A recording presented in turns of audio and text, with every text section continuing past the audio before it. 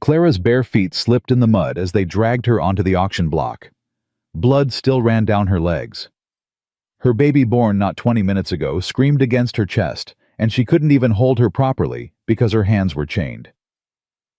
"Lot number 7, the auctioneer called out. "Fresh breeder. Proven fertile. Starting bid $100.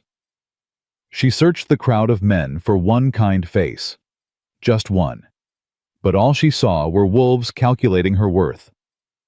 Then a voice from the back spoke 2 words that stopped her heart. 200. Stay with this story until the end and comment your city below so I can see how far Clara's journey travels.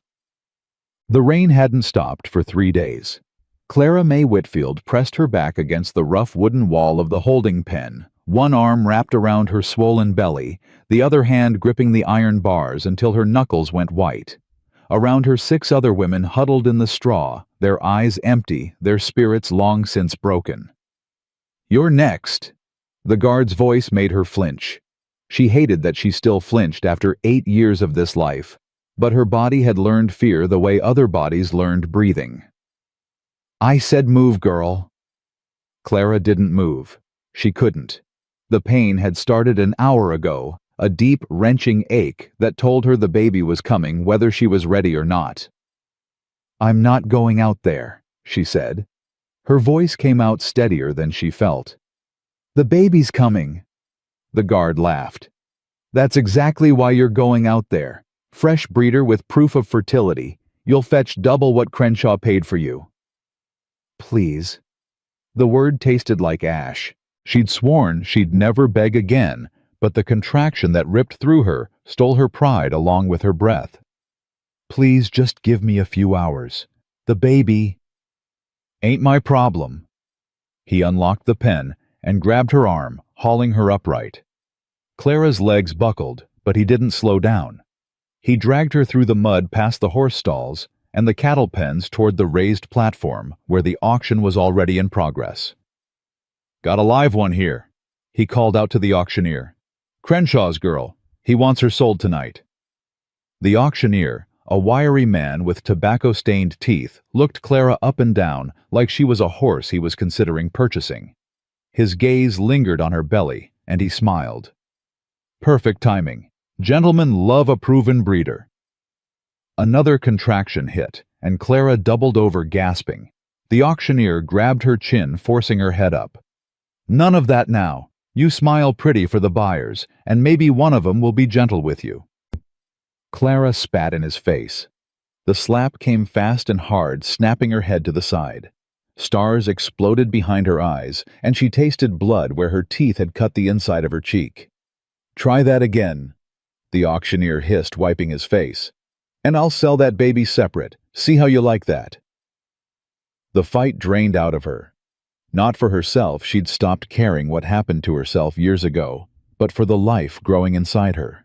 The life that was the only good thing she'd ever made. "That's better."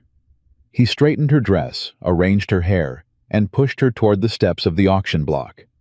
"Now get up there and look grateful." The torches flickered in the rain as Clara climbed the wooden steps. Her legs shook. Her belly cramped. But she kept her head high because that was the only thing they couldn't take from her, the way she held her head. 50 men stood in the mud below their faces, half hidden by hat brims and shadows. Cattle ranchers, mine owners, traders, men who bought and sold human beings like livestock and slept fine at night. "Lot number 7, the auctioneer announced. "Female 22 years old. Strong stock Tennessee mountain folk. Been in service 8 years with no escape attempts in the last 2. That was a lie. Clara had tried to run 6 times. They'd caught her every time and taught her lessons that left scars she'd carry to her grave. "Proven fertile, as you can see. Babies due any day now. 2 for the price of 1 gentleman." Laughter rippled through the crowd. Clara's hands moved instinctively to her belly, but the chain stopped her halfway. She couldn't even cradle her own child. "Starting bid $100. 100, a voice called. 120. 150. The numbers climbed. Clara watched the men raise their hands, watched them calculate her worth in dollars and labor, and felt something inside her go cold and quiet. This is it, she thought. This is where I die. Not my body that'll keep working until it gives out, but the part of me that's still Clara, that dies here. 180. The contraction that hit her then was the worst yet. She couldn't stay standing. She dropped to her knees on the wooden platform, a cry escaping her lips, despite her determination to stay silent. "Well, well," the auctioneer said, delighted. "Looks like we might get a show tonight, boys. 200 anyone, get yourself a breeder and a fresh baby, all in one evening." More laughter. Clara's vision blurred. She could feel the baby pressing down, demanding to be born, and she couldn't stop it. Not here. God, please, not here. 200. The voice came from the back of the crowd, quiet but clear, cutting through the rain and the laughter like a knife through canvas. The bidding stopped. Clara lifted her head, trying to see who had spoken, but the torchlight didn't reach that far. All she could make out was a silhouette. Tall, broad-shouldered, still. 200 from the gentleman in the back, the auctioneer said, surprise evident in his voice. "Do I hear 220? Silence. The auctioneer scanned the crowd, waiting. 200 going once, twice. His gavel cracked against the wood. Sold to the gentleman in the black coat. Clara's heart pounded. 200 was too much. Way too much for a pregnant woman with no special skills.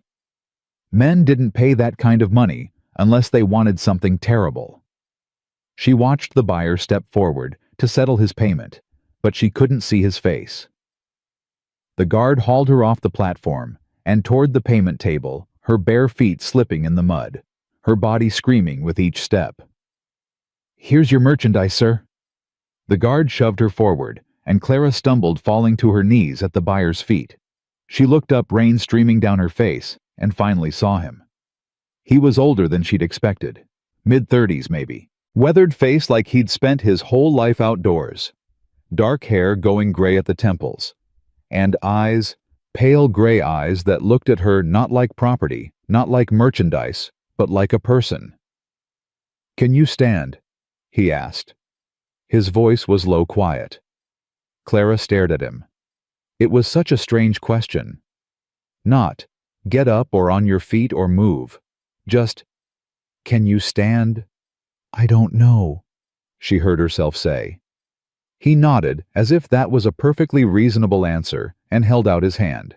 She didn't take it. "Smart," he said without anger.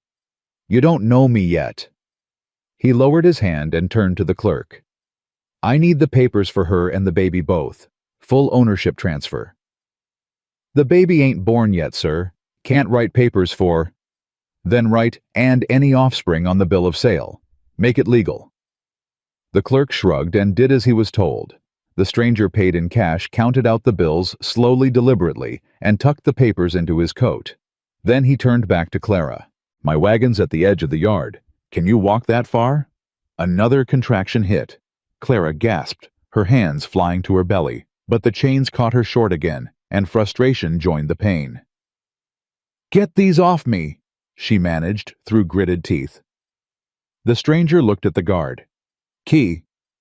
"Sir, I don't have authorization to—" "She's my property now. That's all the authorization you need." Something in his voice, cold, hard, dangerous, made the guard reconsider. He unlocked the shackles without another word, and Clara's hands were free for the first time in 3 days. She touched her belly immediately, cradling it, feeling the baby shift and press. "Come on," the stranger said. "Let's get you out of the rain." She followed him. She didn't know why, instinct maybe, or exhaustion, or just the fact that she had no other choice. They walked through the mud and the chaos of the auction yard, past men leading their purchases away, past women crying and children screaming, and torches sputtering in the endless rain. His wagon was simple, sturdy. A canvas cover stretched over the bed, creating a dry space inside. He helped her up, offered his hand again, and this time she took it because her legs wouldn't hold her anymore, and she collapsed onto the blankets inside. "Don't leave yet," she gasped. "The baby, it's coming. Now! The stranger's expression didn't change. He climbed into the wagon bed, pushed back the canvas to let in more light, and said, "Tell me what you need." "Water, clean cloth, something to bite down on." He moved fast, efficient. Canteen of water. A shirt from his saddlebag, clean and worn soft. A leather belt doubled over. Clara took the belt between her teeth and bore down. The next hour was a blur of pain and pushing, and the stranger's quiet voice saying things like, "You're doing fine. And not long now. And I've got you." He didn't try to touch her more than necessary. He didn't ask questions. He just did what needed to be done. When the baby finally came, a girl small but screaming furious at the world that had brought her into such a miserable night, Clara laughed. Actually laughed despite everything. Because her daughter had fight in her. You could hear it in that cry. "She's beautiful," the stranger said. Clara looked up at him. This man she didn't know, who had bought her for $200 and helped her give birth in the back of a wagon, and felt tears streaming down her face. "Why?" she whispered. "Why did you do this?" He wrapped the baby in his clean shirt and placed her gently on Clara's chest. The infant's cries softened as she found her mother's warmth, her tiny fist curling around a strand of Clara's hair. "Because nobody should give birth in chains," he said. "And because you deserved better than what they were going to do to you. You don't know me. Don't need to." Clara's arms tightened around her daughter. "What do you want from me?" The stranger was quiet for a long moment. Then he said, "Nothing. That's not how this works. It is now." He climbed out of the wagon bed and moved to the driver's seat. "My ranch is about 2 hours from here. You need rest, food, and time to heal. You'll get all 3. He picked up the reins. "After that, you decide what happens next." "What do you mean?" "I mean you're not my property, Clara. I don't care what those papers say." He looked back at her, and in the torchlight she saw something in his eyes that she couldn't name. Pain, maybe. Old pain. "You own yourself. That's how it should have been all along." The wagon lurched forward, leaving the auction yard behind. Clara held her daughter close and watched the torches fade into the rain. Her body ached. Her heart was too confused to feel anything clearly. But somewhere deep in her chest, something flickered, small and fragile and terrified. Hope. She tried to crush it down. Hope was dangerous. Hope got you hurt. But it wouldn't die. It just kept flickering, stubborn as the life in her arms. The wagon ride lasted forever. Clara dozed fitfully, waking every few minutes to check that her daughter was still breathing, still warm. The rain finally stopped somewhere in the second hour, and the clouds parted enough to show a sliver of moon. "You got a name?" she asked, her voice rough. "Josiah Thornton," he said without turning around. "Most folks call me Joe." Joe. She tested it. Simple. Ordinary. "I'm Clara." "I know. They said it at the auction." Right. She'd forgotten they'd announced her name along with her breeding history and dental health. "My daughter needs a name," Clara said. "I was going to wait until I saw her face, but then everything happened so fast." "What do you want to call her?" Clara looked down at the tiny face, peaceful now in sleep. "I don't know. Something that means something good. Something clean." Joe was quiet for a while. Then he said, "My mother's name was Hope. She was a good woman." Hope. Clara turned the word over in her mind. Such a fragile thing to name a child. Such a dangerous thing to believe in. "Hope Thornton," she said slowly. Then caught herself. "I mean, she's not. You don't have to. If you want her to have my name, she can have it. Might make things easier legally." His voice was careful, neutral. "But it's your choice." There it was again. Your choice. Like those words meant something. Like she was allowed to have choices. "I'll think about it," Clara said. The wagon turned off the main road onto a narrow path through pine trees. The air smelled different here, clean like rain and earth and growing things. Clara breathed it in and felt some of the tension ease from her shoulders. Then she tensed again, because easing felt dangerous too. "This is my land," Joe said. "Everything from here to that ridge belongs to me. Nobody comes out here unless I want them to. Isolated. Hidden. Either sanctuary or trap." "How do I know you're telling the truth?" Clara asked, "about not wanting anything." "You don't." He pulled the wagon to a stop in front of a small cabin. "But you'll figure it out eventually. Either I'm what I say I am, or I'm not. Time will tell." He climbed down and came around to help her. Clara hesitated, then accepted his hand. Her legs were shaky, and she was bleeding, and Hope was hungry, she could tell by the way her daughter rooted against her chest. "Inside," Joe said. "Fire's laid. I'll light it and get you some food." The cabin was small. One room mostly with a bed in the corner and a wood stove and a table with 2 chairs. Simple but clean. The kind of place where someone actually lived, not just existed. Joe lit the fire, and warmth began to spread through the room. He set a pot of water on to heat and pulled bread and cheese from a cupboard.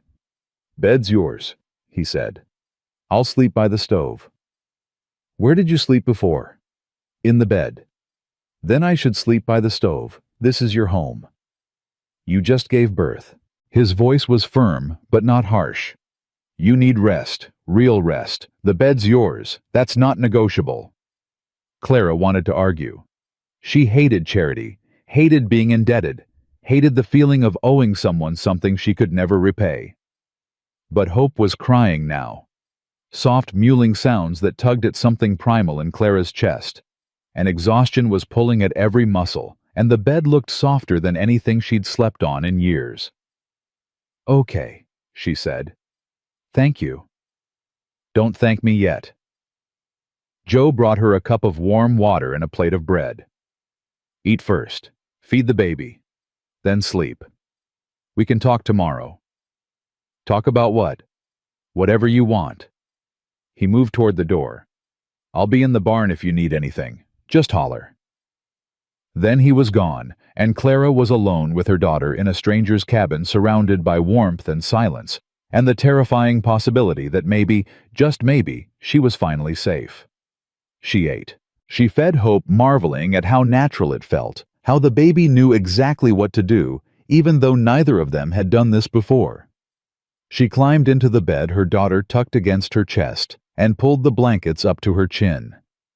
The mattress was filled with something soft, feathers maybe. The blankets smelled like cedar and soap. The fire crackled gently, casting dancing shadows on the walls. Clara closed her eyes and waited for the terror to hit, the certainty that this was all a trick, that she'd wake up in chains again, that Hope was just another thing that would be taken from her. But the terror didn't come. Just sleep.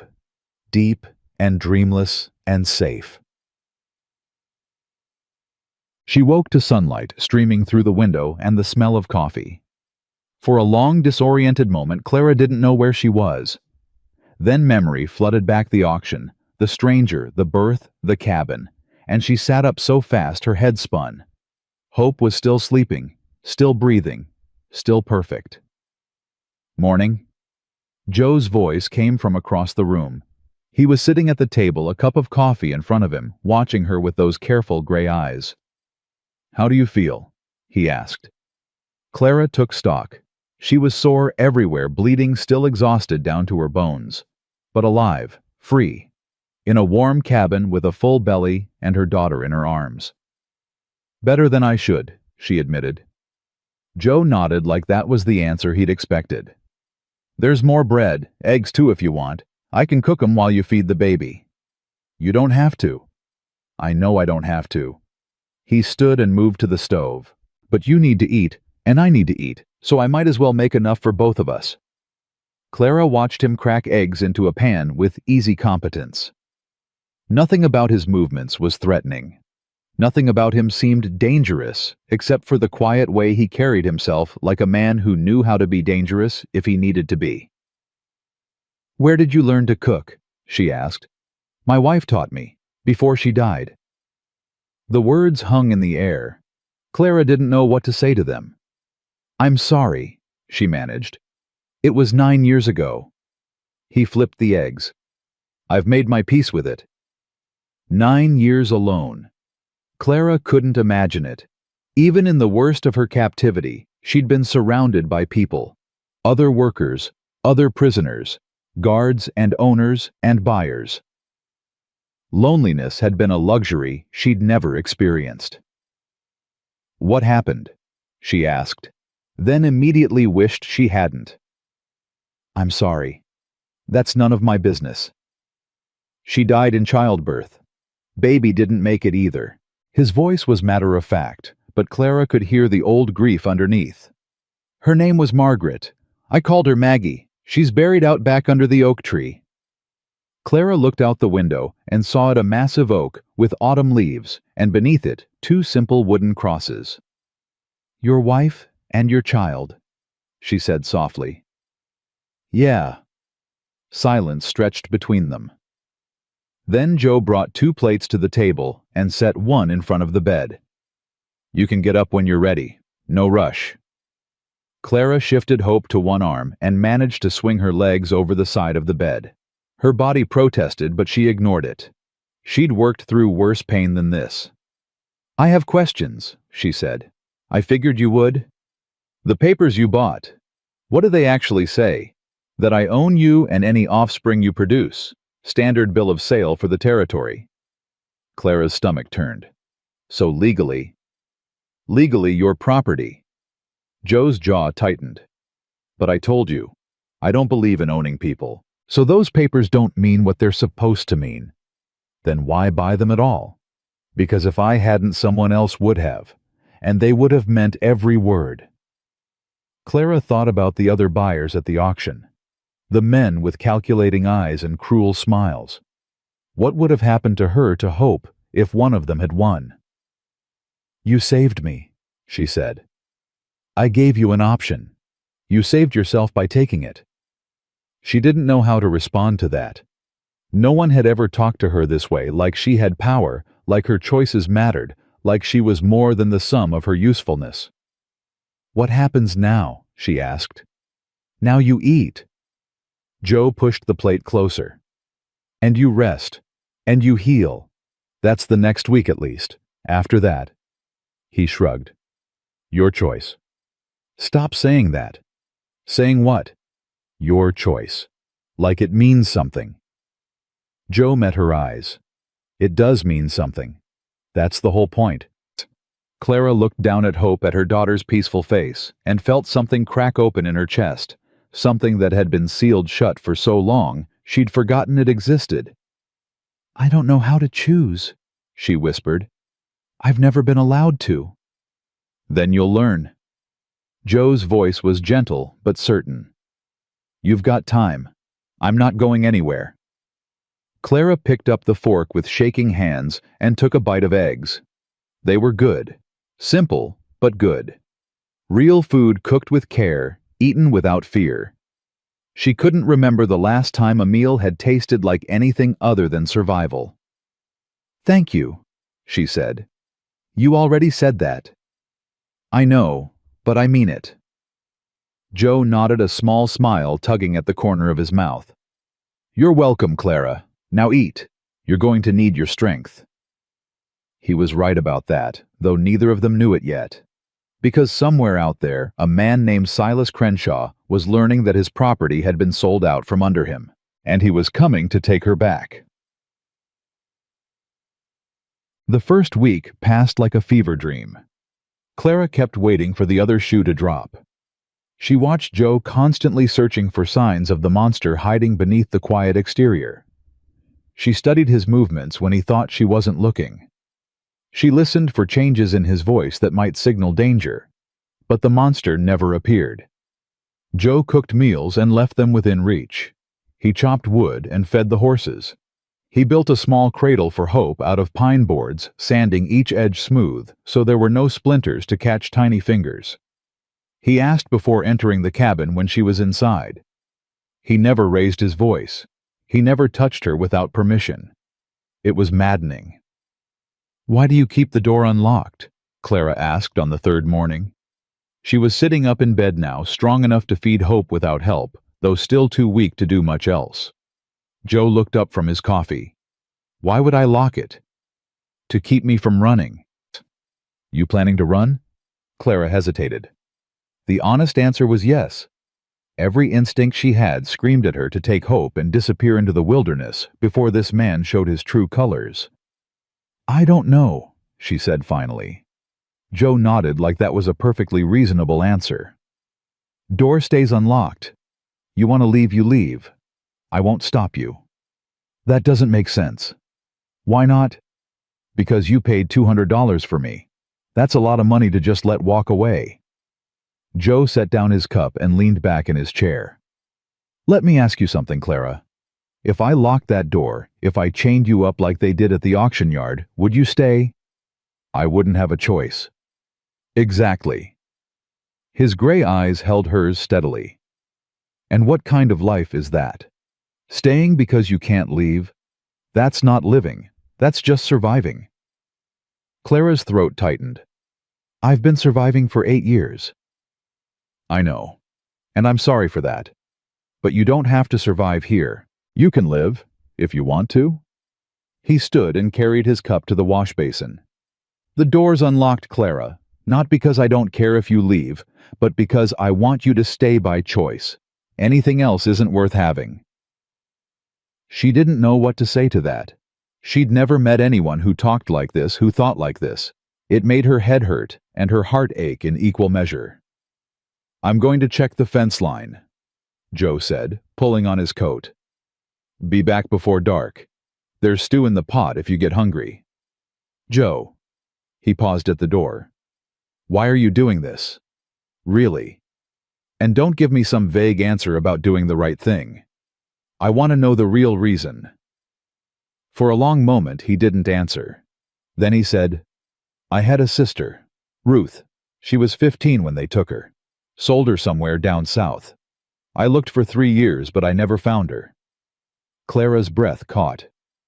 "I don't know if she's alive or dead. I don't know what happened to her. But I know what I wish someone had done for her." His jaw tightened. "So that's what I do now. When I can." He walked out, and Clara was left alone with his words echoing in her head. A sister. Sold at 15. Never found. She looked down at Hope, sleeping peacefully in her arms, and felt something shift inside her chest. Not trust, not yet, but something adjacent to it. Something that made her want to believe. By the end of the first week, Clara could walk short distances without getting dizzy. By the end of the second week, she could make it to the porch and back. By the third week, she was helping with small chores, washing dishes, folding laundry, mending shirts that Joe brought her with apologetic shrugs. "You don't have to do that," he said every time. "I want to," she said every time. "I need to be useful." "You're not here to be useful. You're here to heal." "I can't just sit around doing nothing. It makes me crazy." Joe considered this. "Fair enough. But if you're going to work, I'm paying you." Clara stared at him. "What?" "Wages. For the work you do." He pulled a small leather pouch from his pocket and set it on the table. "That's $1. It's not much, but it's yours. You earned it." "I can't take your money." "It's not charity, it's payment. You mended 6 shirts this week. That's worth at least $1. "Joe." "Take it, Clara." His voice was gentle but firm. "You need to start having things that are yours. Money you earned. Choices you made. That's how you build a life." She reached out slowly, her hand trembling, and picked up the coin. It was cool against her palm, heavier than she expected. A whole $1. Earned. Hers. "Thank you," she whispered. "Don't thank me. You earned it." That night, Clara lay awake for hours turning the dollar over and over in her fingers. Such a small thing. Such a massive thing. She'd never owned money before. Never had anything that was truly hers, not even her own body. She hid the dollar under her pillow and fell asleep with her hand pressed against it like a talisman against the darkness. The first time Clara smiled, really smiled, was on a Tuesday in late October. Hope was 6 weeks old by then, growing fast and healthy, her cries strong, and her appetite enormous. Clara had been terrified she wouldn't be able to feed her daughter properly, but her body had risen to the challenge and Hope was thriving. Joe had come in from the barn carrying something cupped in his hands. "Close your eyes," he said. Clara tensed immediately. "Why?" "Because it's a surprise. A good one, I promise." She studied his face looking for deception and found none. Against every instinct, she closed her eyes. Something soft and warm was placed in her hands. Something that moved. Clara's eyes flew open. It was a kitten. A tiny orange kitten, no more than a few weeks old, mewing pitifully and blinking up at her with enormous green eyes. "Found her in the barn," Joe said. "Mother cat got killed by a coyote, but this little one survived. Figured she might need someone to take care of her." Clara stared at the kitten, then at Joe, then back at the kitten, and she smiled. It felt strange on her face, like a muscle she'd forgotten how to use. But it felt good too. Real. Natural. "She's beautiful," Clara said. "She's yours, if you want her." Hers. Another thing that was hers. "What should I name her?" Clara asked, stroking the kitten's tiny head. "That's your call." Clara thought for a moment, watching the kitten settle into her palm with a contented purr. "Penny. Because she's the color of a copper penny, and because—" She hesitated. "Because pennies are the start of something bigger. 1 cent leads to $1. One small thing leads to more." Joe's expression softened. "That's a good name." Clara held Penny close and felt the last of her defenses crack. Just a little. Just enough. Maybe this was real. Maybe she could trust it. Maybe she could trust him. The trouble came on a Thursday. Clara was on the porch watching Hope sleep in the cradle Joe had built when she heard hoofbeats on the road. Her whole body went rigid, that old familiar terror flooding her veins. Joe was beside her in an instant, materializing from the barn, like he'd sensed the danger. "Get inside," he said quietly. "Take Hope." "Who is it?" "Don't know yet, but get inside anyway." Clara grabbed the cradle and retreated into the cabin, but she didn't close the door all the way. She watched through the gap as a rider emerged from the trees. He was young, maybe 25, with a deputy's badge pinned to his vest, and an arrogant set to his shoulders. He pulled his horse to a stop in front of Joe and tipped his hat back. "Afternoon. You Josiah Thornton?" "Who's asking?" "Deputy Marcus Webb, out of Bitter Creek." The deputy's eyes scanned the property lingering on the cabin. "I'm looking for a runaway. Female, early 20s, dark hair, might be traveling with an infant. You seen anyone matching that description?" Clara's blood turned to ice. "Can't say I have," Joe said calmly. "This is pretty remote country. Don't get many visitors."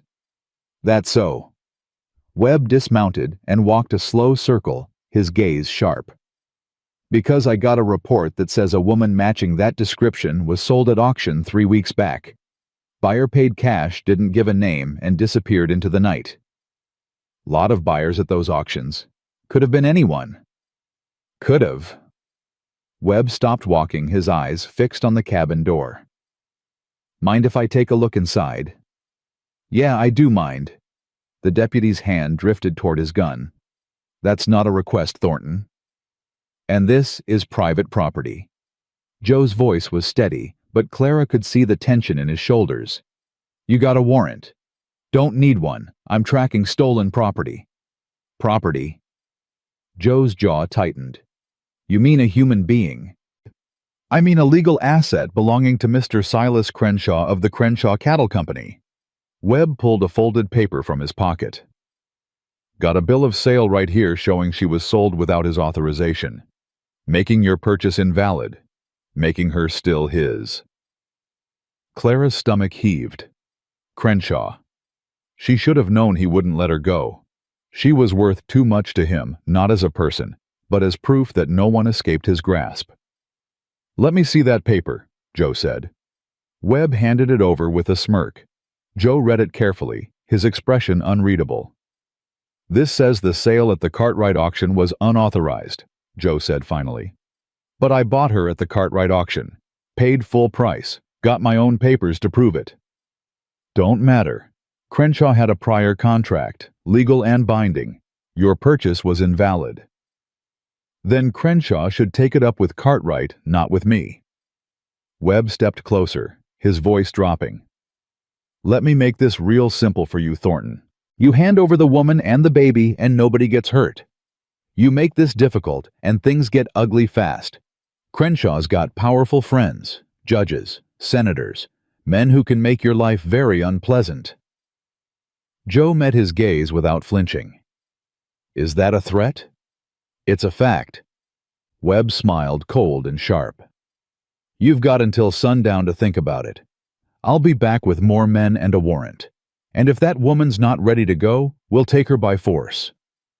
He mounted his horse and rode off without looking back. Clara's legs gave out. She sank to the floor, clutching Hope's cradle, her whole body shaking. Joe came inside and closed the door. His face was grim, but his voice was steady. "How much did you hear?" "All of it." He knelt beside her, not touching, just present. "Clara, look at me." She forced herself to meet his eyes. "I'm not letting them take you." "You can't stop them. You heard what he said. Crenshaw has judges, senators. I don't care if he has the president himself." Joe's voice was fierce, fervent. "You're not property. You're a person. And no piece of paper changes that. But the law is wrong. Laws can be wrong, Clara. And when they are good, people have to stand against them." Tears spilled down her cheeks. "You'd risk everything for me. Your ranch, your freedom." "Yes." "Why?" "Because that's what you do for family." The word hit her like a physical blow. Family. She'd never had one. Not really. Her father had sold her. Every owner after had treated her like livestock. She'd given up believing that word could mean anything good. "I'm not your family," she whispered. "You could be." Joe reached out slowly, giving her time to pull away, and took her hand. "If you want to be." Clara looked at him, this strange, stubborn, impossibly kind man who had bought her freedom and asked for nothing in return. This man who built cradles and rescued kittens and paid her wages for mending shirts. This man who kept the door unlocked because he wanted her to choose. "I don't know how to be family," she said. "I don't know how to trust. I don't know how to do any of this." "Neither do I." His thumb brushed across her knuckles. "But we can figure it out together. If you're willing to try." Hope woke then crying, and Clara automatically lifted her daughter from the cradle, cradling her close. The baby quieted immediately, soothed by her mother's heartbeat. "She trusts you," Joe said softly. "She knows you'll keep her safe. I'll die before I let them take her." "Then we're on the same page." Joe stood and moved to the window, scanning the road. "We've got until sundown. That's a few hours, long enough to make a plan." "What kind of plan?" "The kind where we don't let the bad guys win." Clara almost laughed. "Almost. You make it sound simple." "It's not, but nothing worth doing ever is." He turned back to her, his expression determined. "Do you trust me, Clara? Even a little?" She thought about the past 3 weeks.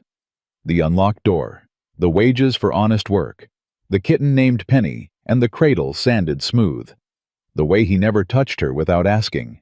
The way he looked at her like she mattered. "I'm starting to," she admitted. "Then that's enough. For now." He held out his hand. "Let's go make a plan." Clara took his hand and let him pull her to her feet. Her legs were still shaky, her heart still racing, but something inside her had hardened into resolve. She was done running, done hiding, done being property. If Crenshaw wanted her back, he'd have to fight for her. And this time, she wouldn't be fighting alone. The afternoon passed in a blur of preparation.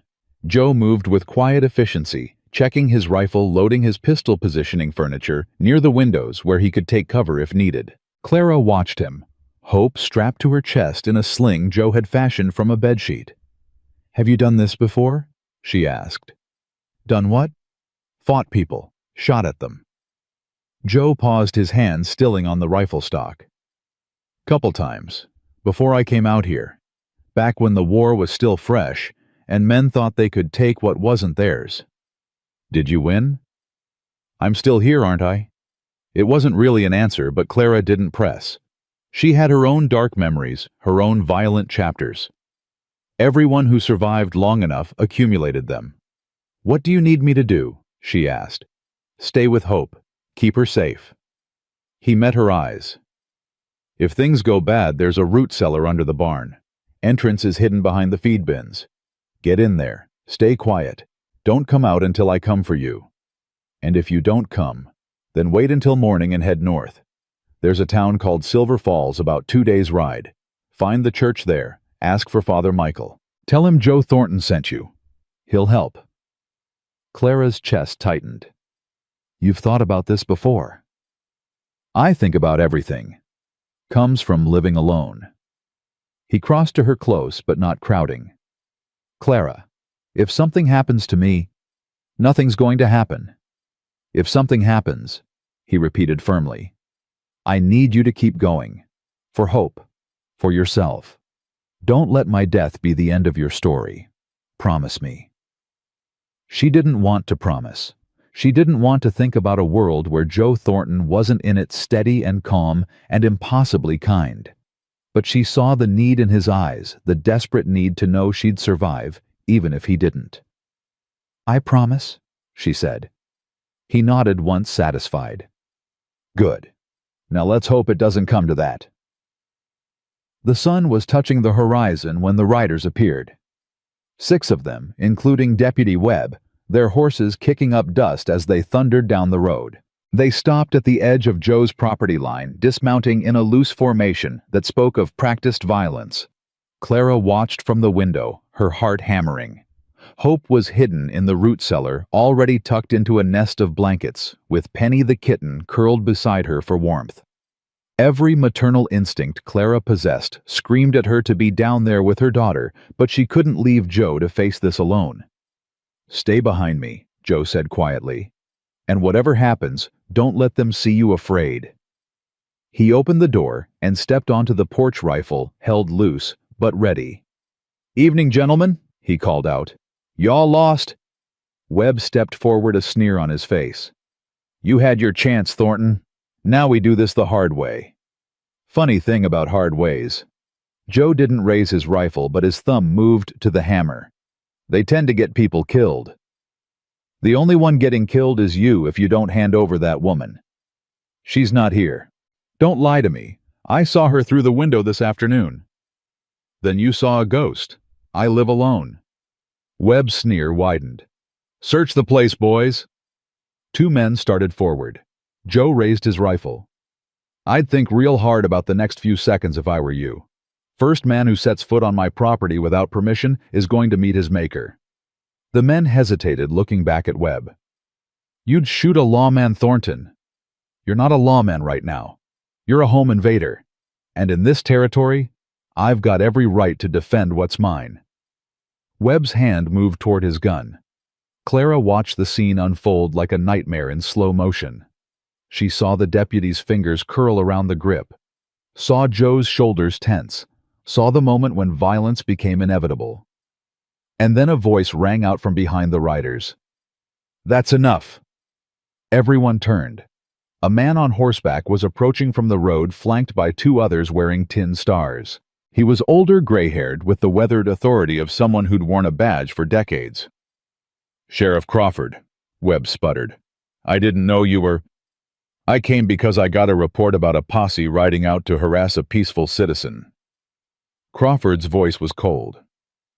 "Want to tell me what's going on here, Deputy?" We're recovering stolen property, sir. A runaway belonging to Silas Crenshaw. This man. I know who Josiah Thornton is. I also know he's never caused a lick of trouble in the 10 years he's been in this territory. Crawford turned his gaze to Joe. You got paperwork for whatever this is about? Yes, sir. Bill of sale from the Cartwright auction 3 weeks back. Let me see it. Joe pulled the folded papers from his coat and handed them over. Crawford read them carefully, his expression unreadable. These look legal to me, he said finally. But Crenshaw's prior contract, Webb started, is between Crenshaw and Cartwright, not Thornton's problem. Crawford handed the papers back. You bought her legal Thornton. She's yours. Clara's knees nearly buckled with relief. Now. Crawford turned his horse to face Webb. You and your boys are going to ride back to Bitter Creek.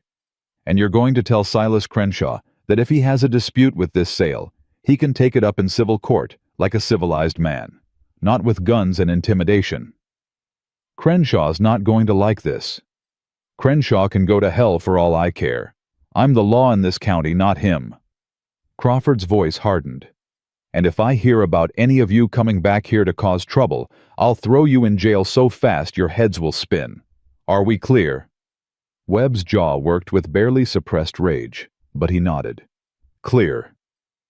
Then get out of here. The posse mounted up and rode off, disappearing into the gathering dusk.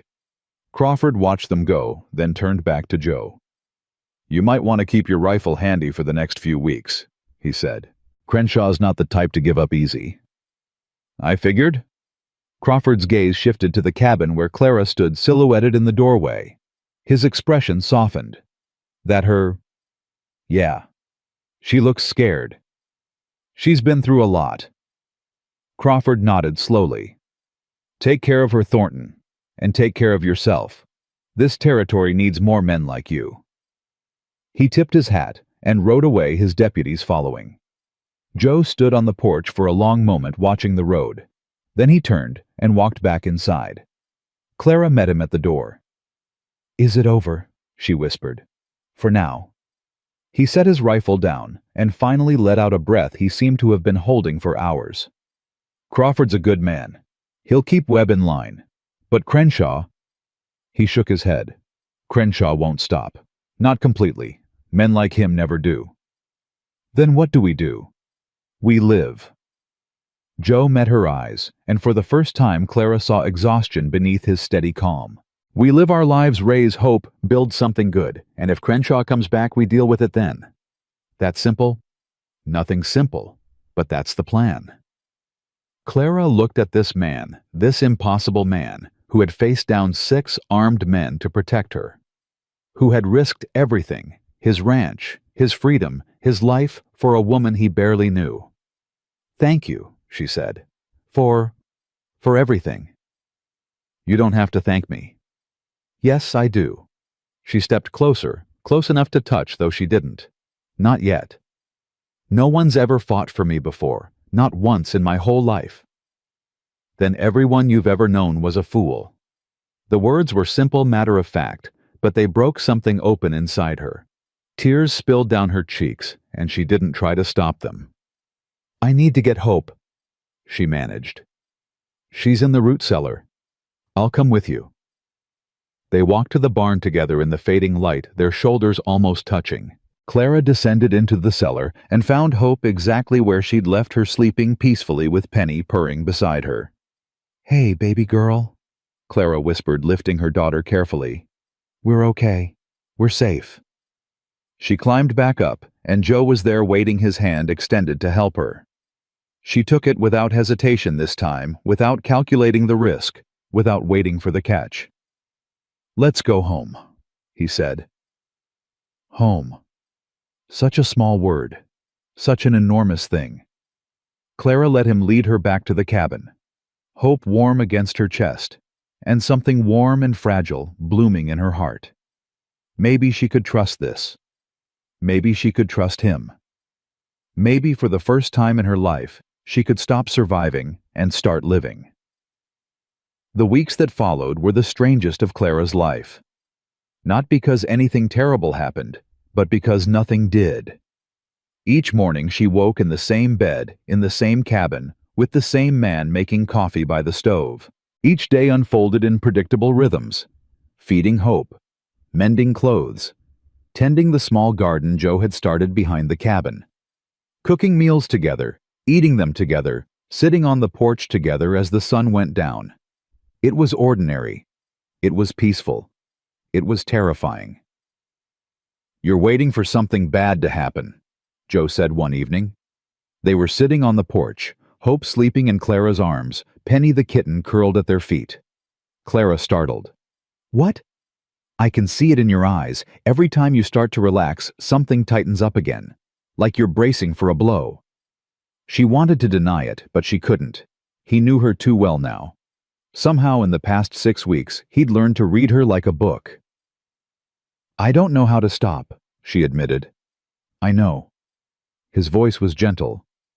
"Took me years after Maggie died. I'd wake up reaching for her, forgetting she was gone. Then I'd remember, and it was like losing her all over again."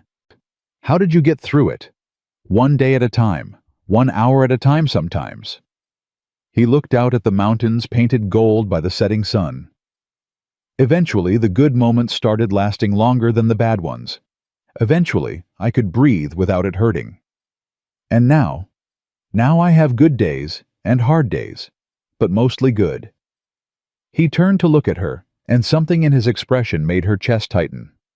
"Especially lately." Clara didn't know what to say.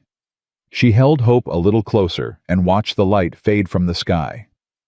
The first snow came in early November. Clara woke to a world transformed. Everything was white, silent, impossibly beautiful. She stood at the window with Hope in her arms, watching fat flakes drift down from a pearl-gray sky. "First snow of the season," Joe said, coming to stand beside her. "Winter comes early up here. It's beautiful. It's cold," but he was smiling. "You warm enough I can stoke the fire higher." "I'm fine." She was more than fine. She was comfortable, content, wrapped in one of Joe's old flannel shirts that had somehow become hers over the past weeks. "Joe." "Yeah. Thank you. For all of this." "You keep thanking me." "Because I keep meaning it." He was quiet for a moment. Then he said, "You ever think about what you want? For the future, I mean. After you're fully healed. After things settle down." Clara's stomach clenched. This was it. This was the moment he'd tell her it was time to move on, time to find her own place, time to stop being a burden. "I haven't let myself think about it," she said carefully. "Why not?" "Because every time I've wanted something, it's been taken away. So I stopped wanting." She kept her eyes on the snow. "It's easier that way." "Easier maybe. But is it living?" "I don't know." Her voice came out smaller than she intended. "I don't know what living looks like. Not really." Joe was quiet for a long moment. Then he turned to face her fully. "Clara, look at me." She made herself meet his eyes. "I'm not going to tell you what to want. That's not my place. But I need you to know something." He took a breath. "I want you to stay. Not because I own you. Not because you owe me. But because this cabin feels like home for the first time in 9 years, and it's because of you." Clara's heart stopped. "I'm not asking for anything," he continued quickly. "I'm just telling you how I feel. If you want to leave when spring comes, I'll help you get wherever you're going. But if you want to stay—" He swallowed hard. "If you want to stay, there's a place for you here. Always." Hope made a soft sound, breaking the spell. Clara looked down at her daughter, at this tiny life that depended on her completely, and felt tears burning in her eyes. "I don't know how to do this," she whispered. "Neither do I." "I'm scared." "So am I." She looked up at him, startled. You're never scared." "I'm scared every day." His voice was rough, honest. Scared I'll do something wrong and you'll leave. Scared Crenshaw will come back with more men. Scared I'll lose another person I care about. You care about me? Clara. He said her name like it meant something, like she meant something. I've cared about you since the moment I saw you on that auction block, bloody and chained and still holding your head high. You were the bravest thing I'd ever seen. I wasn't brave, I was terrified. That's what makes it brave, being terrified and doing it anyway. He reached out slowly, giving her time to pull away, and brushed a strand of hair from her face. You're the strongest person I've ever known, Clara May, and I'd be honored if you'd let me be part of your life. She should say no. She should protect herself, keep the walls up, stay safe in her fortress of fear. That's what survival demanded. But she was so tired of surviving. I want to stay, she said, and the words felt like jumping off a cliff. What? I want to try. Joe's whole face changed. The careful guardedness fell away, and underneath was something raw and hopeful and achingly vulnerable. Yeah. He smiled, really smiled, and Clara felt something warm and bright bloom in her chest. Something she barely recognized. Happiness. This was what happiness felt like. Okay then, Joe said softly. We try. Winter settled in deep, burying the ranch under feet of snow. Clara learned to bank the fire so it would last through the night, to cook stew that would feed them for days, to read the sky for signs of coming storms. She learned how Joe took his coffee black and strong. She learned that he hummed tunelessly when he worked and talked to the horses like they could understand him. And slowly, carefully, she learned how to trust. It wasn't easy. There were setbacks. Nights when she woke screaming from nightmares, convinced she was back in chains. Days when the fear was so overwhelming she couldn't speak, couldn't move, couldn't do anything but hold hope and rock back and forth. Times when Joe reached for her and she flinched away, old instincts too strong to override.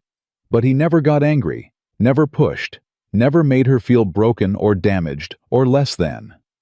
Take your time, he'd say. I'm not going anywhere. And slowly, she started to believe him. The trouble came in February. Clara was feeding hope by the fire when she heard the sound she'd been dreading. Hoofbeats on the frozen ground. Multiple horses moving fast. Joe! Her voice came out sharp, urgent. He was already moving, grabbing his rifle from above the door. Root cellar, now! Not this time. She stood, settling hope into her cradle with hands that barely shook. I'm not hiding anymore. Clara. They're here because of me. I face them. Joe looked at her for a long moment, then he nodded. Stay behind me, and if I tell you to run, you run. Deal. Deal. They stepped onto the porch together. 6 riders were approaching, but these weren't the same men as before. These were harder, meaner professionals.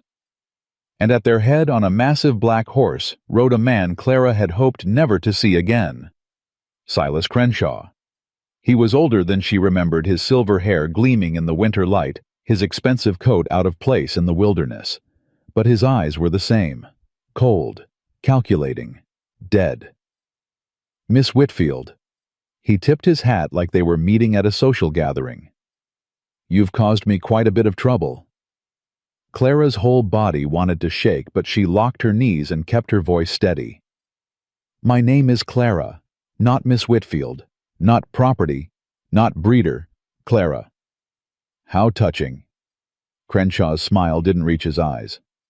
But regardless of what you call yourself, you belong to me, and I've come to collect. She doesn't belong to anyone. Joe's voice was hard.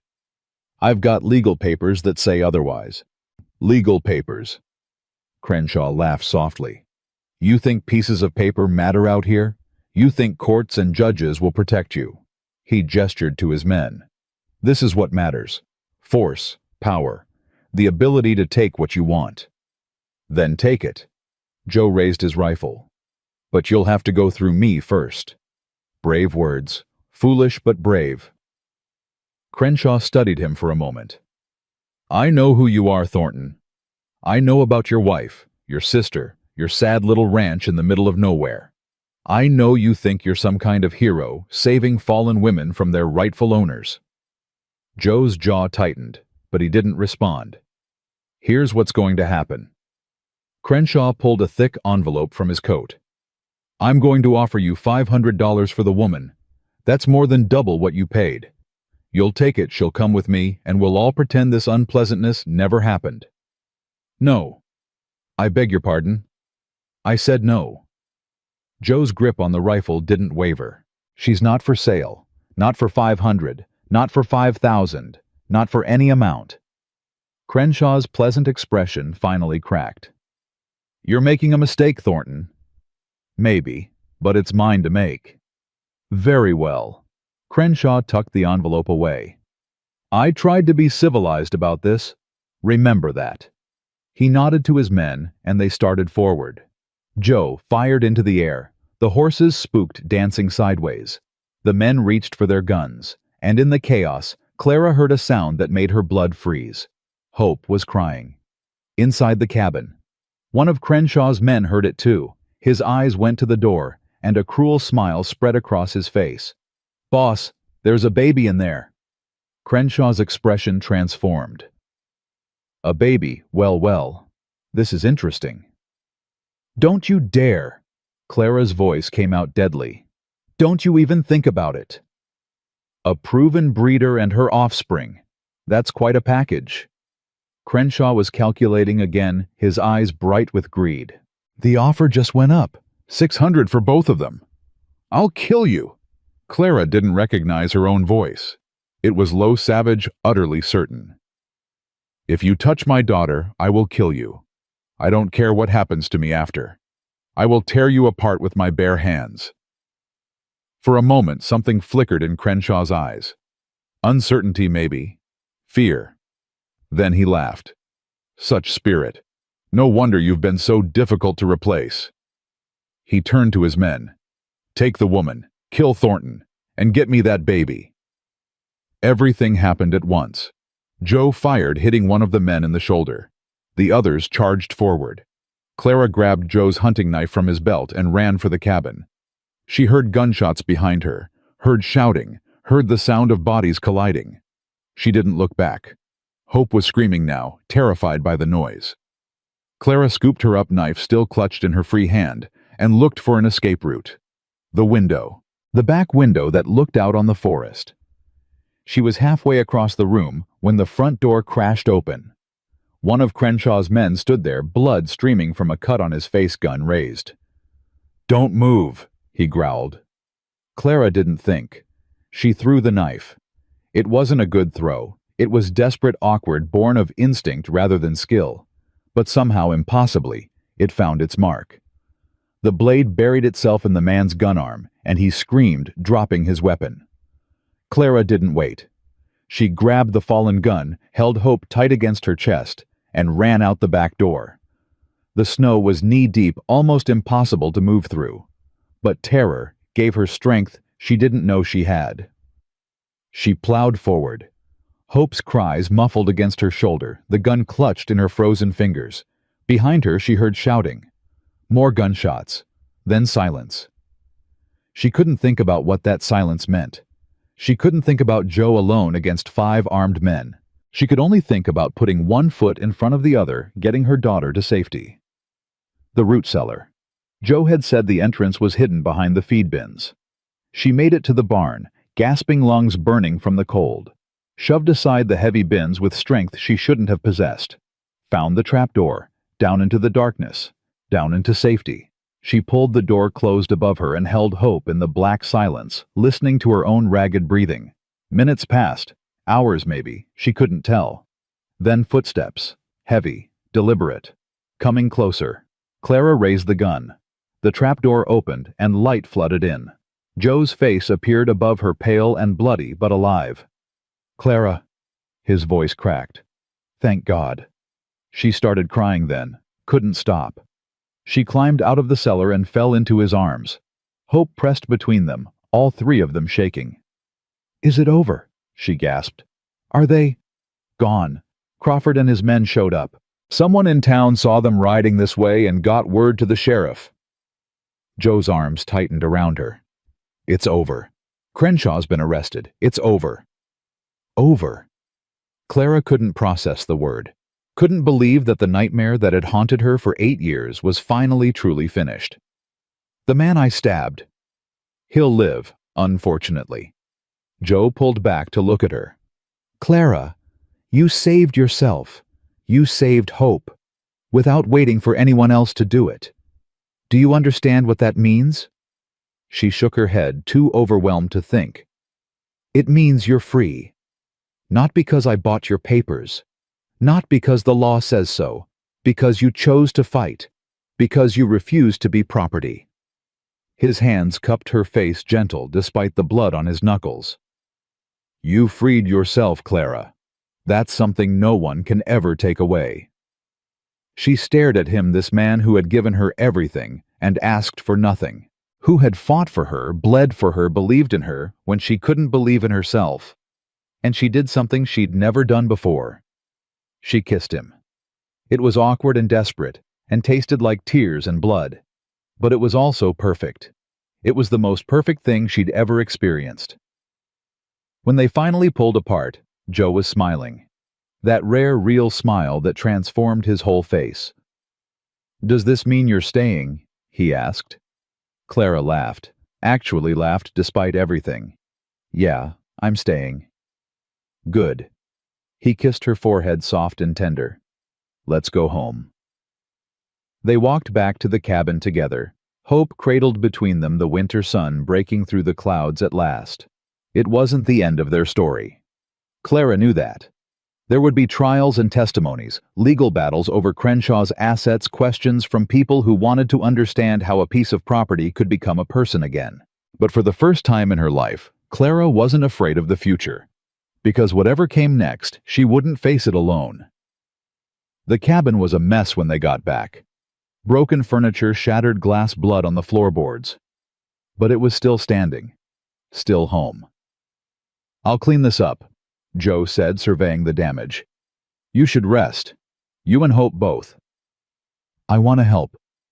Clara. I'm not fragile. She shifted Hope to one arm and picked up an overturned chair with the other. I just stabbed a man and ran through knee-deep snow while being chased by killers. I can handle some cleaning. Joe's lips twitched. Fair point. They worked side by side, setting the cabin to rights. It took hours, but by the time the sun set, the worst of the damage was repaired. The bloodstains would take longer to fade, but Clara found she didn't mind them. They were proof. Proof that she had fought and won. Proof that she was no longer the woman who had stood on that auction block waiting for someone else to decide her fate. You should eat something, Joe said, ladling stew into bowls.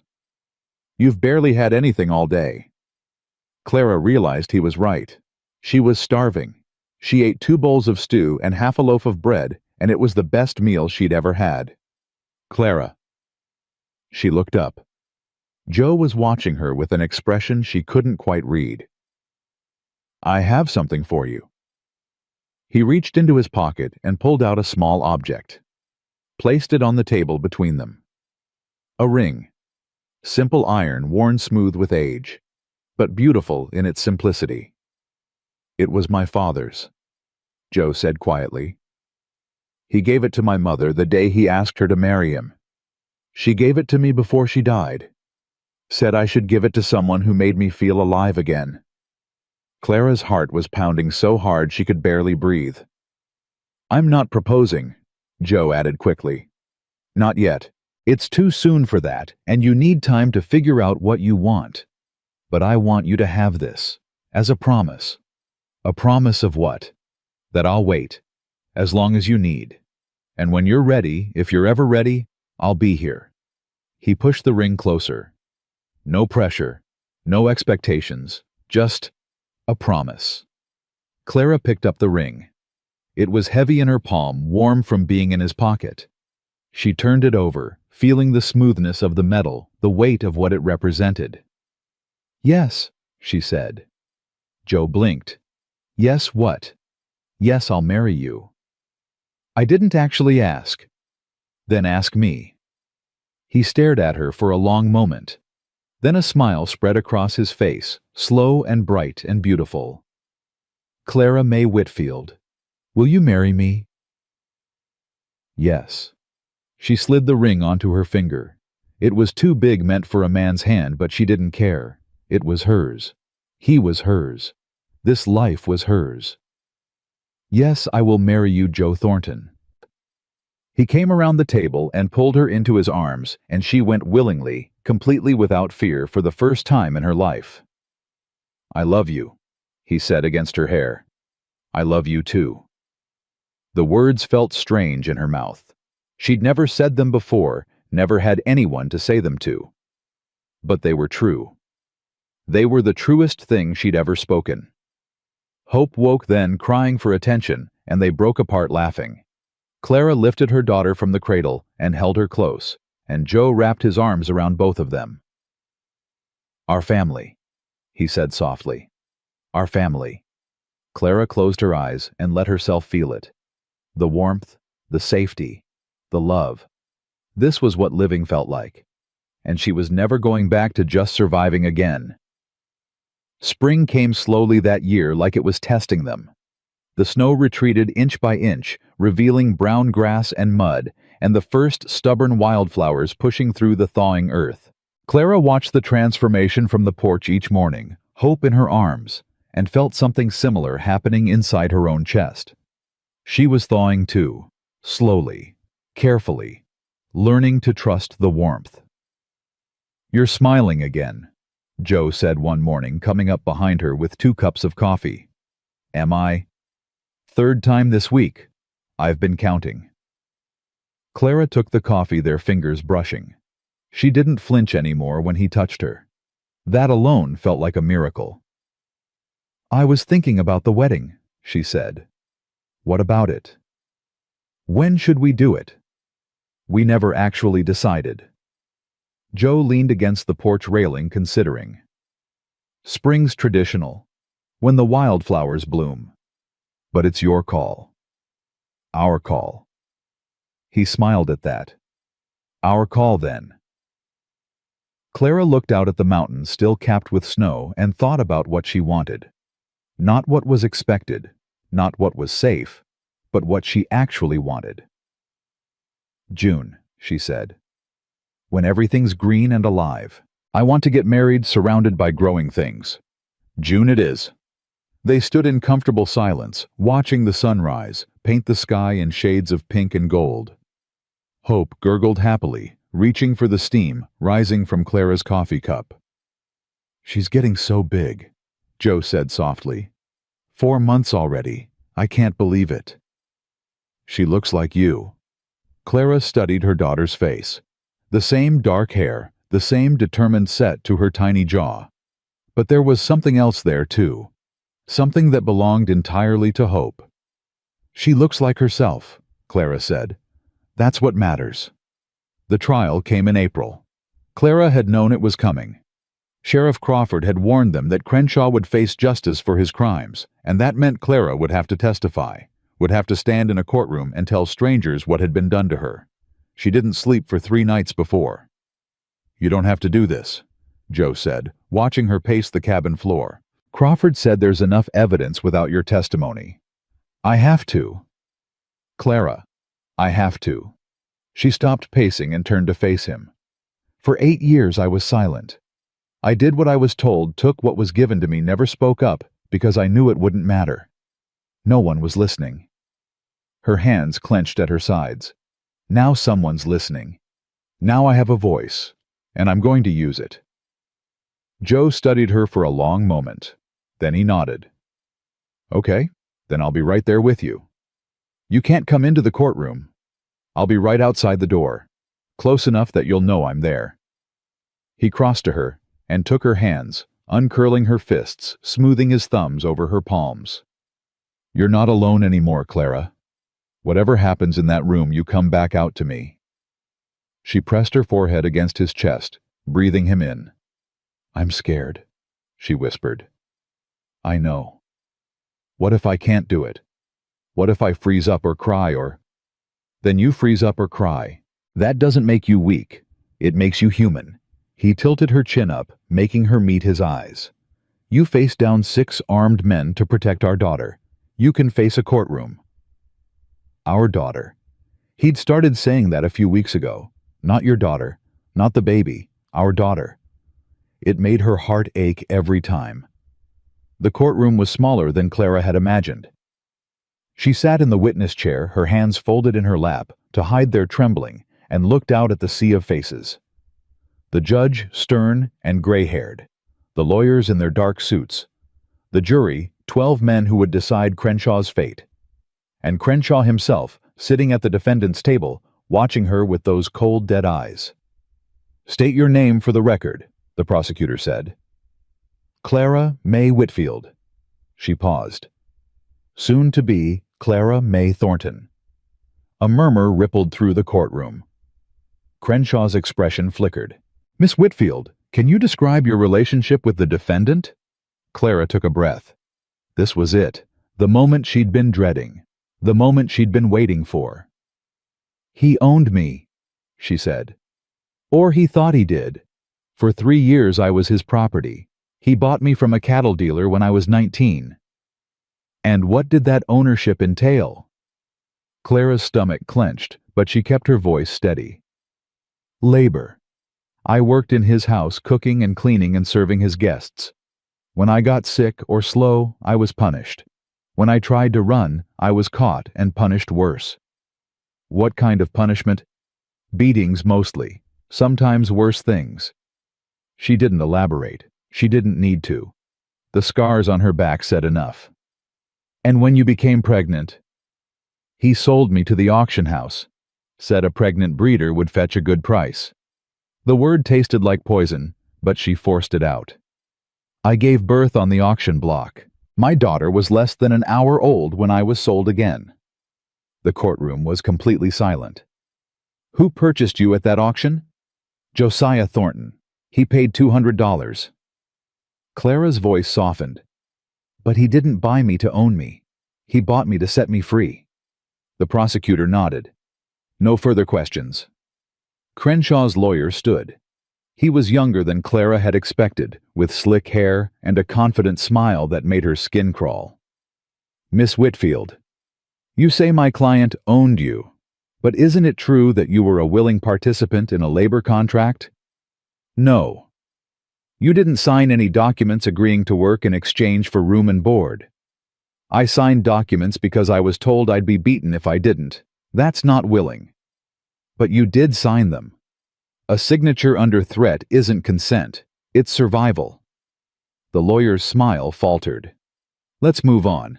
You claim my client sold you while pregnant. But isn't it true that you were carrying the child of another man, a man you'd been intimate with, without permission? Clara felt the old shame rising, the old instinct to shrink and hide. But she forced herself to stay upright to meet the lawyer's eyes.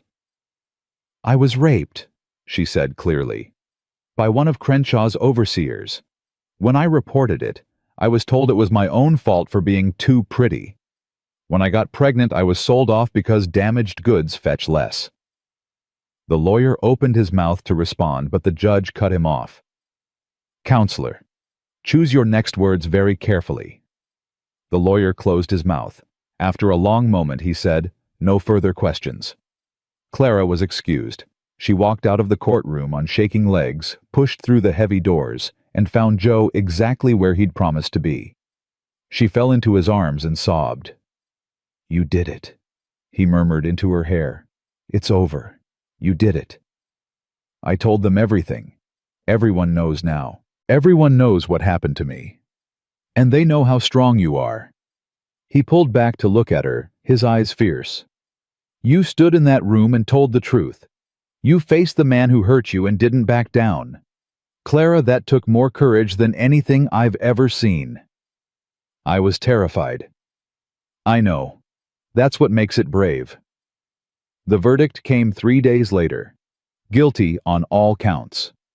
Crenshaw was sentenced to 15 years in prison, and stripped of all his assets. The women who had worked in his household were freed, their contracts declared void by the court. When Clara heard the news, she didn't feel triumphant. She didn't feel vindicated. She just felt tired. "Is it strange that I'm not happy?" she asked Joe that night. "No. Complicated feelings are part of healing. I thought I'd feel, I don't know, relieved, like a weight had been lifted." "Do you feel anything?" Clara considered. "Grateful. That it's over. That he can't hurt anyone else. That Hope will grow up in a world where he's behind bars." She paused. "And sad, I guess. Sad for all the years I lost. For the person I might have been if none of this had happened." She looked down at her hands at the iron ring on her finger. "I know I can't change the past. I know I'm supposed to focus on the future. But sometimes the past feels so heavy." Joe was quiet for a long moment. Then he said, "Can I tell you something?" "Always.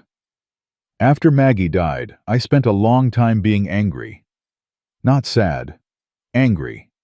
At God, at the world, at myself for not being able to save her. I thought if I could just stay angry enough, it would protect me from the pain. Did it work? For a while. But anger's exhausting, Clara. It takes everything you have and gives nothing back. Eventually, I had to let it go.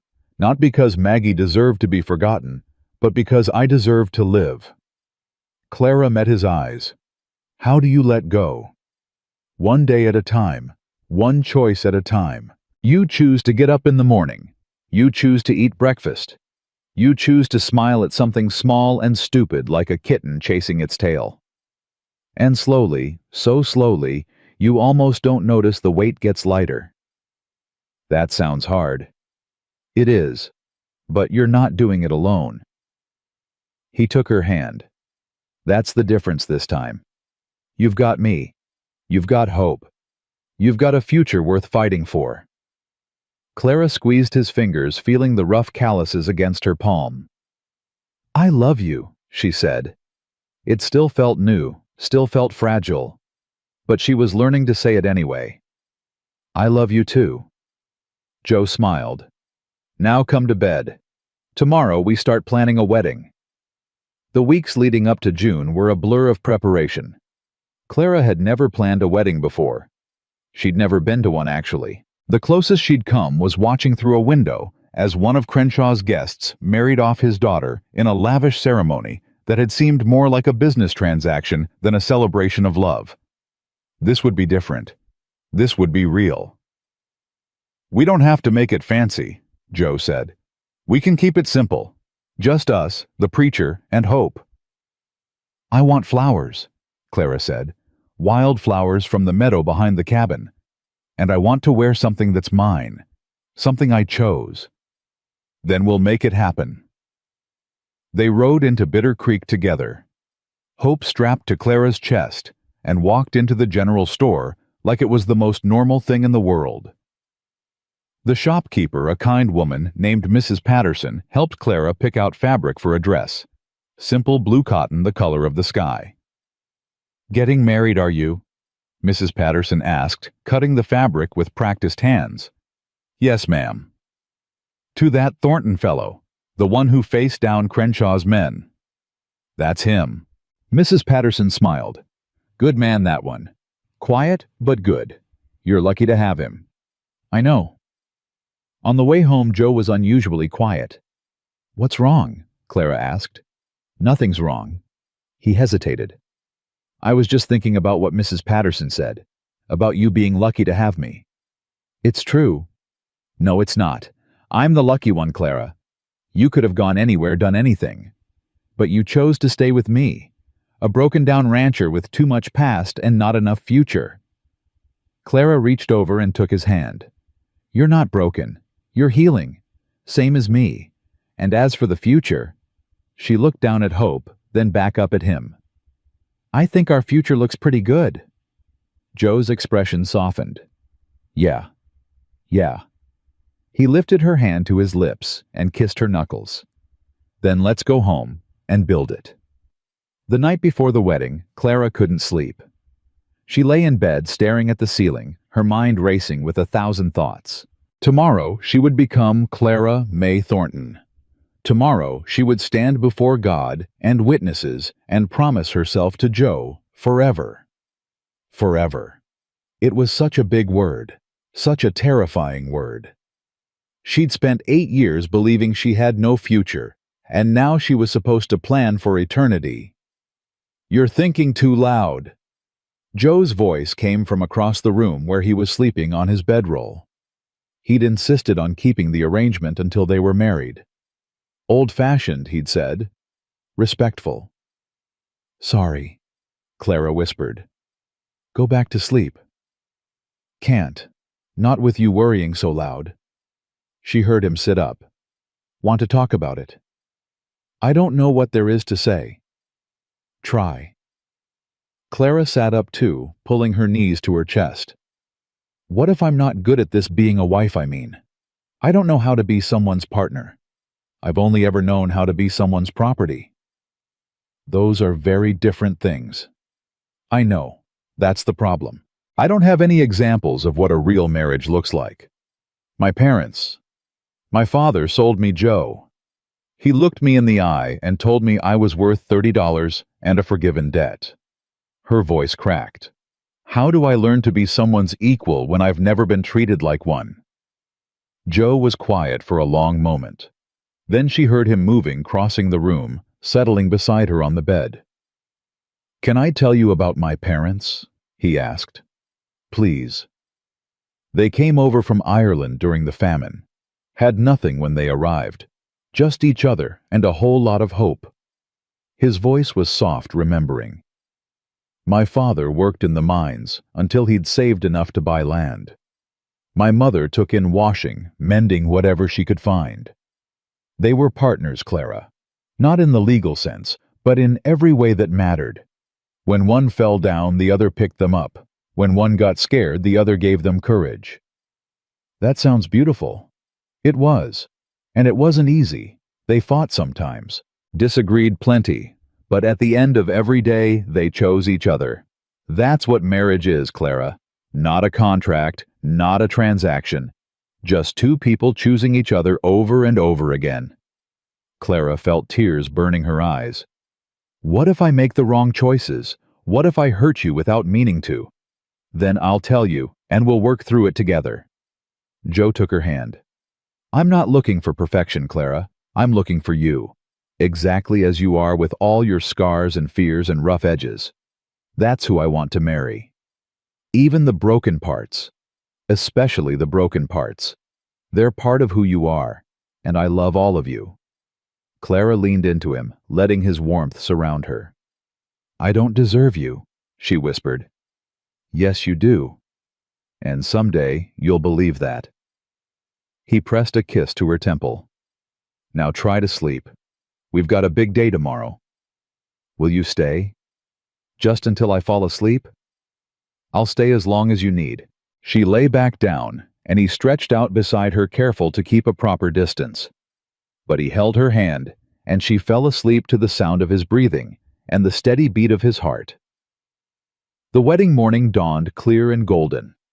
Clara woke to sunlight streaming through the window and the smell of coffee already brewing.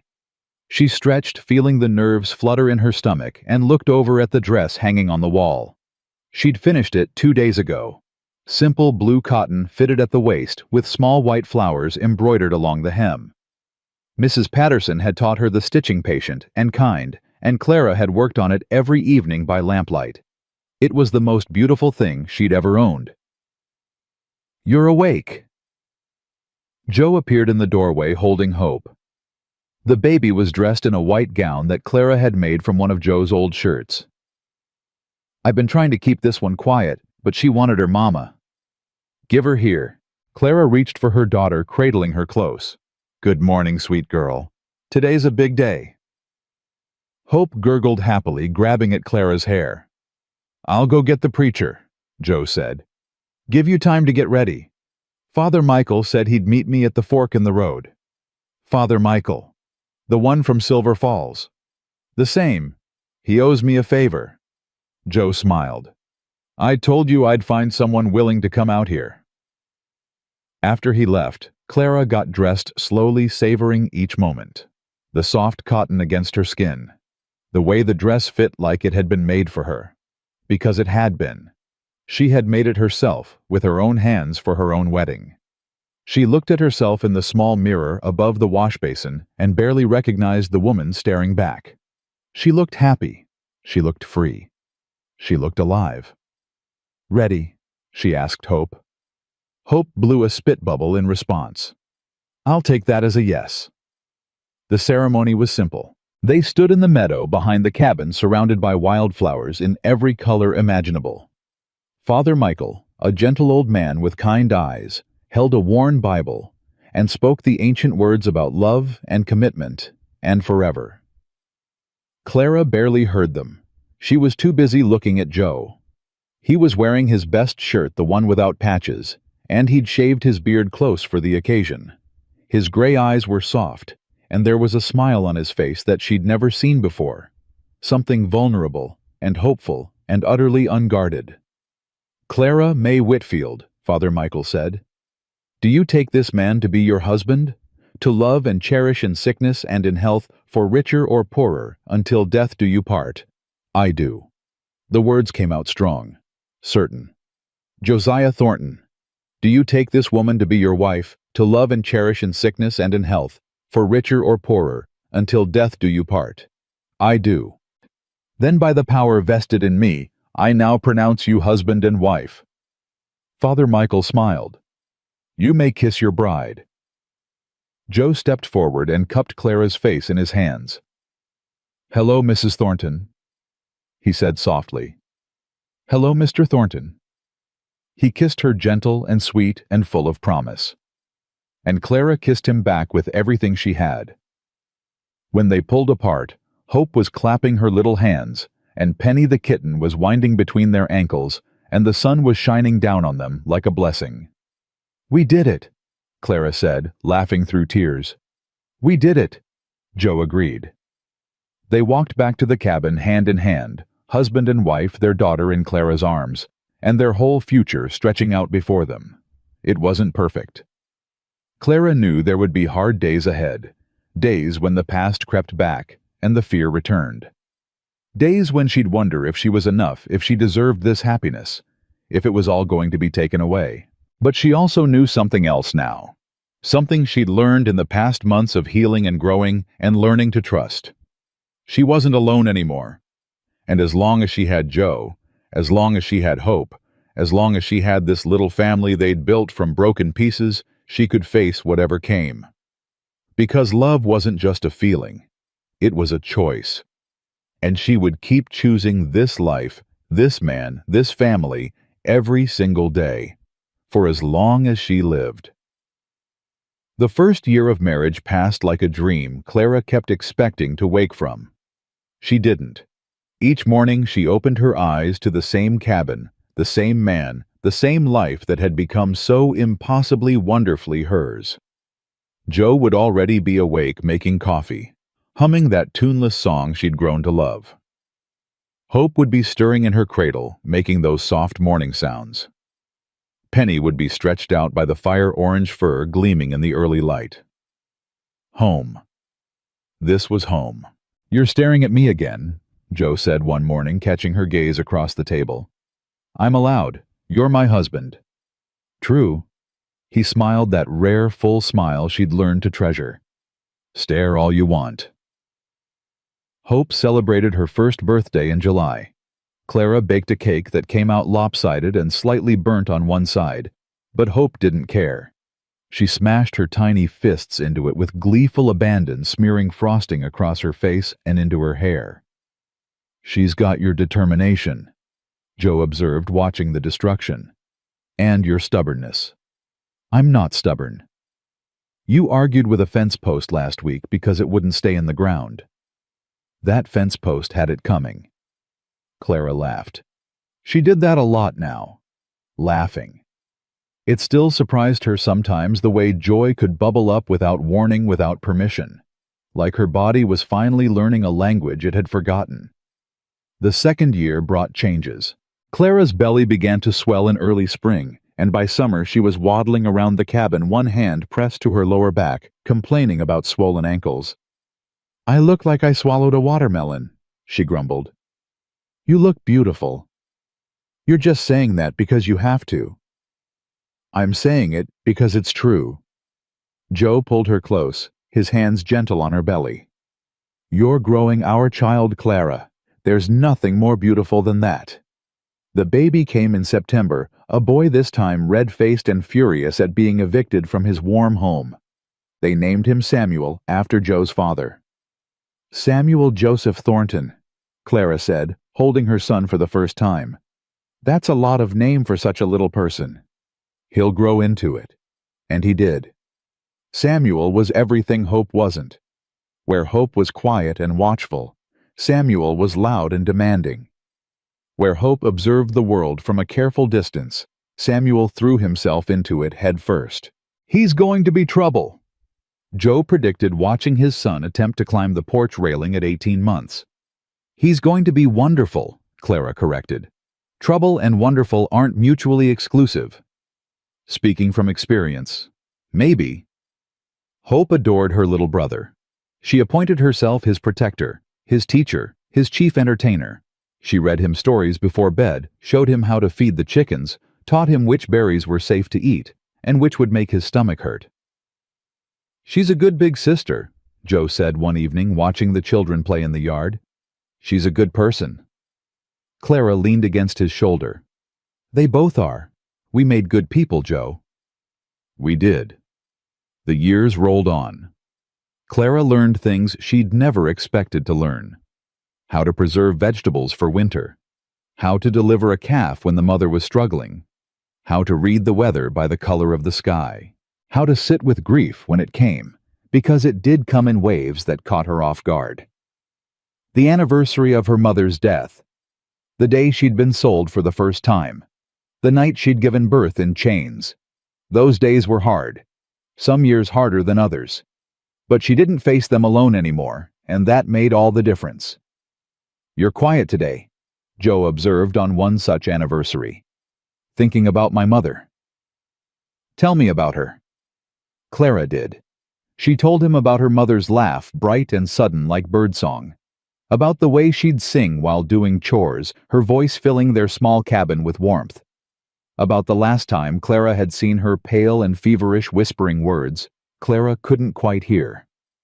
"She would have loved you," Clara said. "She always wanted me to find someone kind." "I wish I could have met her." "Me too." They sat together in the quiet, and the grief was still there, but it was softer now, shared. Like a burden divided becomes lighter to carry.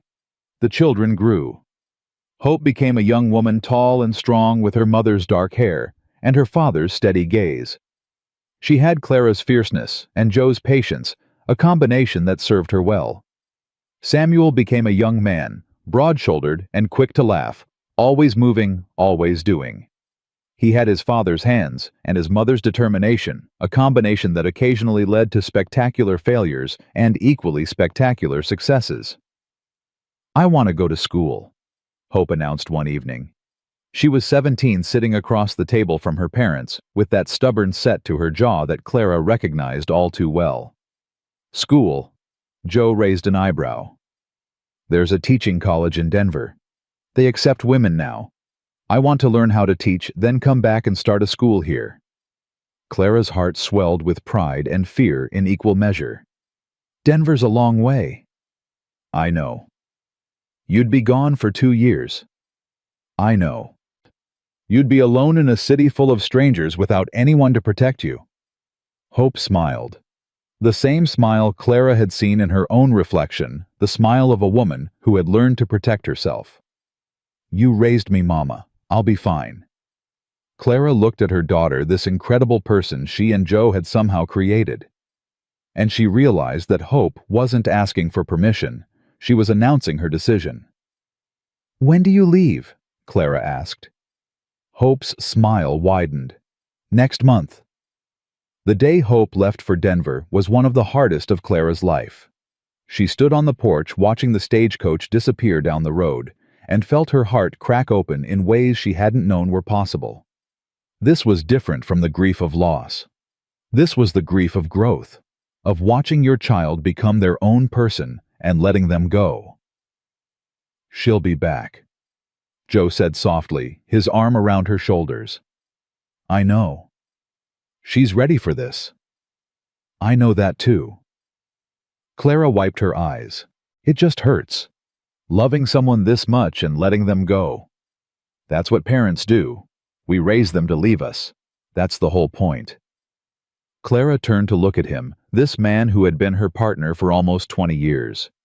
His hair was fully gray now, his face lined with age and sun and laughter. But his eyes were the same, steady, kind, full of love. "Thank you," she said. "For what?" "For everything. For buying my freedom. For giving me a home. For building this life with me." She pressed her hand to his chest, feeling his heartbeat beneath her palm. "I was nobody when we met. Less than nobody. And you saw something in me worth saving." "Clara." His voice was rough. "You were always worth saving. I just gave you the chance to see it for yourself." She kissed him, then standing on the porch of the cabin they'd built together with their son chopping wood in the yard and their daughter heading toward her future. "I love you," she said against his lips. "I love you too. Always have, always will." Hope came home 2 years later with a teaching certificate and a head full of ideas. She started the school that fall. Just a small building at first, one room with benches and a chalkboard and books she'd collected from everywhere she could find them. But within a year she had 15 students. Within 2 years, 30. "You did it," Clara said, visiting the school one afternoon. "You actually did it. You sound surprised." "Not surprised. Proud." Clara looked around at the children bent over their slates learning to read and write and think. "This is going to change things, Hope. These children will have opportunities they never would have had. That's the idea." Hope's expression was fierce, determined. "No one should be powerless because they can't read. No one should be taken advantage of because they don't understand contracts or laws. Education is freedom, Mama.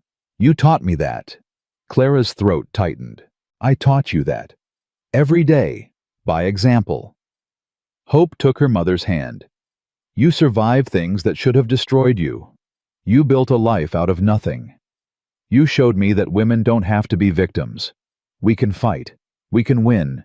We can be free." Clara couldn't speak. She just held her daughter's hand and let the tears fall. Samuel found his own path too.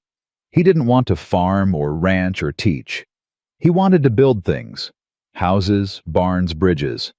He had a gift for seeing how pieces fit together, for creating structure from chaos. "I'm going to Denver," he announced on his 21st birthday. "There's a builder there who's willing to take me on as an apprentice." Denver. Joe shook his head, smiling. "What is it about that city? It's growing, Pa. They need people who can build. I want to be part of it." Clara watched her son pack his bags, and the grief was still there, but it was different this time. She'd practiced this already. She knew the shape of it.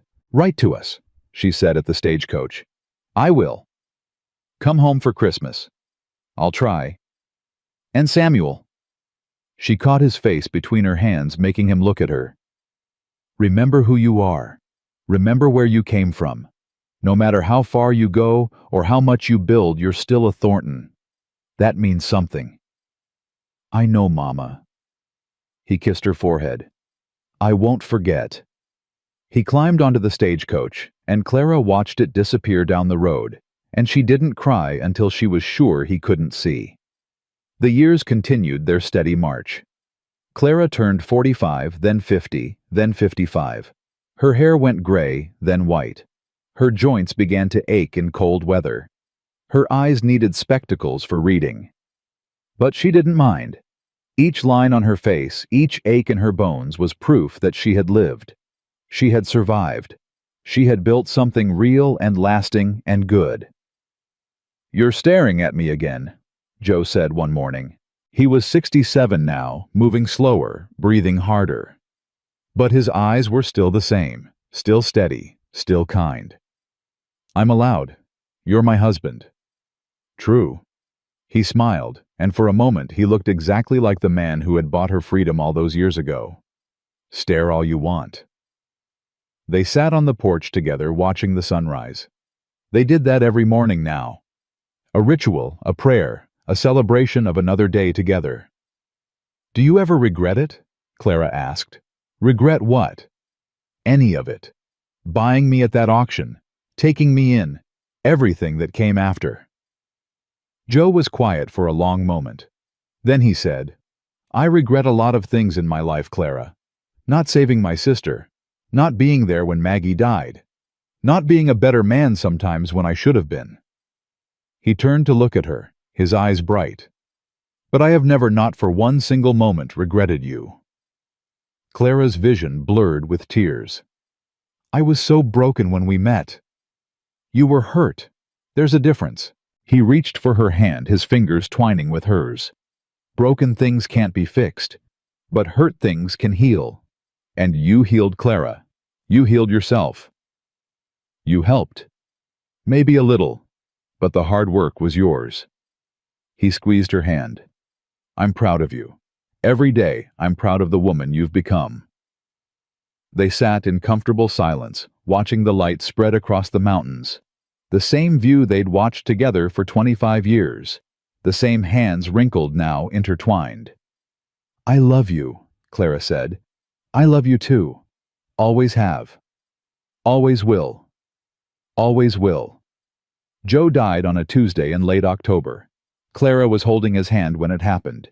He'd been sick for months, growing weaker by the day, but his eyes never lost their light. Not until the very end. "Clara." His voice was a whisper. "I'm here. I'm tired.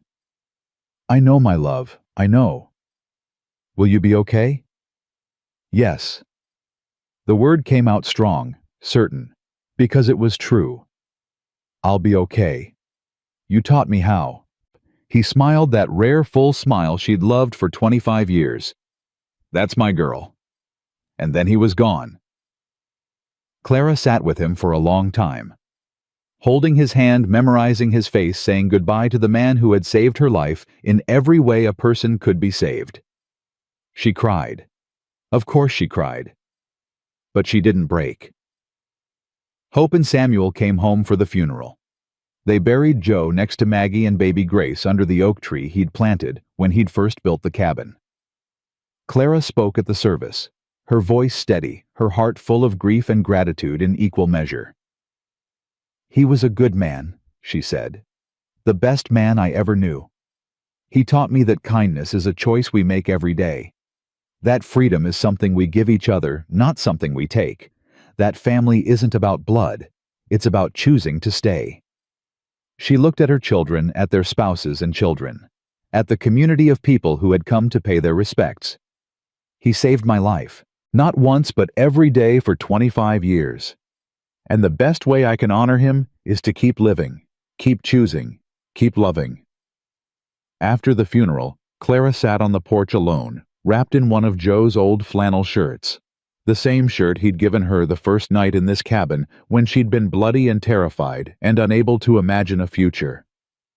"I miss you," she whispered to the empty chair beside her. "I'm going to miss you for the rest of my life."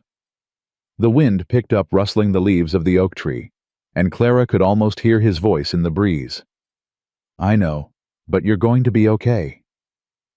"Yeah," she said aloud, smiling through her tears. "I am." Clara lived another 12 years after Joe's death. She watched her grandchildren grow. She taught Hope's daughter to bake bread, even though she always made it lopsided. She taught Samuel's son to ride horses, even though her bones protested every time she climbed into the saddle. She kept a journal, writing down everything she could remember. The good days and the bad days. The fear and the hope. The pain and the healing. All of it recorded in her careful handwriting, so that someday her descendants would know where they came from. So they would know that survival was possible. That freedom was worth fighting for, that love could bloom in the most unlikely places. On her last day, Clara sat on the porch one final time. It was a beautiful morning, cool and clear, the mountains sharp against a brilliant blue sky. She was 80 years old, and every single one of those years was written on her face. She wasn't afraid.